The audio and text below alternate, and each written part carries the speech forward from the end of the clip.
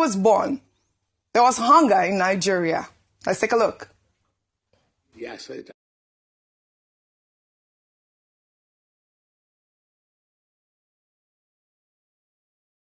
liability of my predecessor.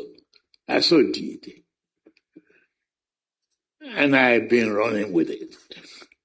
But this government has stabilized and there's prosperity on the horizon. The quality of life is improving. Yes, before I was born, there was hunger in this country. And I have no control of the population development of Nigeria, trajectory. And that is why you have membership in your various faiths and churches to give hope to people and give commitment to humanity and the true sense of it. All right, Ayo, Nigerians are divided. Some agreeing that hunger and population growth are structural challenges no president can fix overnight.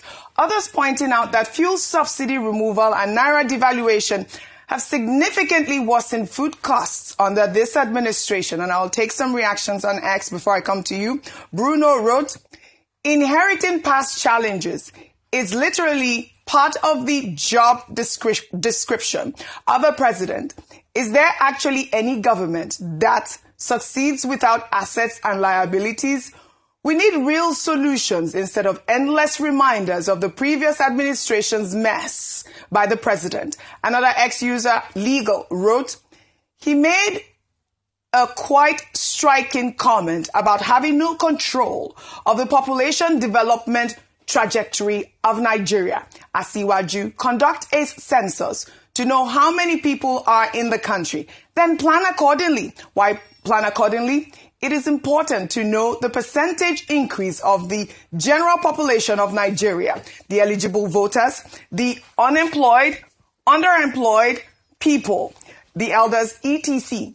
Humans are the greatest assets of a nation. Planning the economy based on estimated population shows unseriousness.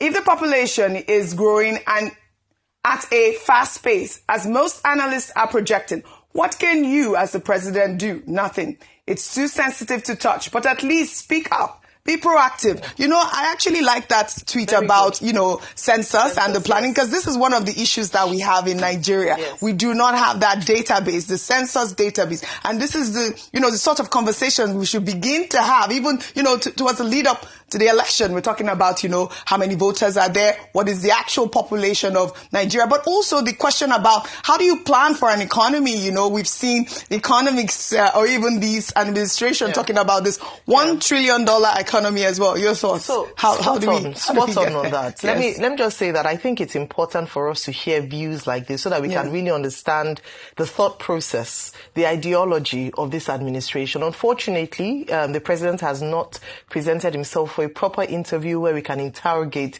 certain things. Even before he became president, he did not submit himself for a debate to help to analyze, interrogate some of the ideas that he had for Nigeria. Even when he went to Chatham House, he wasn't able to articulate what he had planned for Nigerians. Instead, he relied on teamship, calling on members of his team to respond to questions that were on the minds of many Nigerians. So to be fair, Nigerians don't actually have a clear idea of the plans and directions of the president based on his views. But when he comes out to speak like this, then we have an idea. And what was going through my mind when he was speaking about, hunger has been there before he was born and doesn't have a control of population numbers, I thought, wow, this is it. We are in a critical situation. If the president can speak like this concerning the country, it reminds me of what one of his spokespersons said, Daniel Bwala, when he was saying that, the poor people will always be around, that's why the church has poor people, making a justification for the levels of poverty.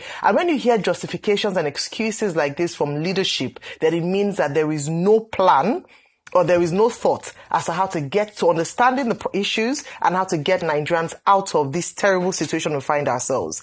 Talking about numbers, I don't know how any government is able to plan without data. And so what we have is estimations and vibes.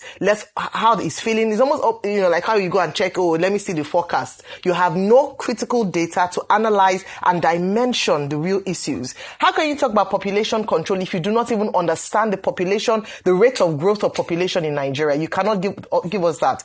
The last administration, which the president said he inherited, had planned, had started conversations around a population census. They said we're not going to do it. They're going to leave it for the next administration to do. Since the last 3.5 years that President Tinubu has come into office, there's been no talks around population census. So we are still effectively planning in the dark. What happens with that is that it does not inspire confidence that we know where we are going as a nation, whether economically, whether planning for the most vulnerable, whether planning for poor people, whether the plans to make lives better for the poor. And that is a worrying situation. What I would suggest as I close is this. The president needs to give us numbers, data on how these policy reforms is talked about, especially the unification of the exchange rate and just final point, unification of exchange rate and the removal of fuel subsidy. To what extent these savings has contributed to more money in the pockets of the ordinary Nigerian? Actual data. Number two, jobs that have been created. What are the numbers of jobs that have been created? Not just estimations, not just vibes, but how many jobs have been created by this administration? Right. Just simple things like that, and not give excuses that any leader should not be making to his people. All right, we have to move, Dr. Bati. One sentence, it's please. Unfortunate when the president says, well, hunger has been existent since even before he was born. Now, that, rubbishes this commitment, even by his own government, to agriculture as a primary responsibility and a primary target of government.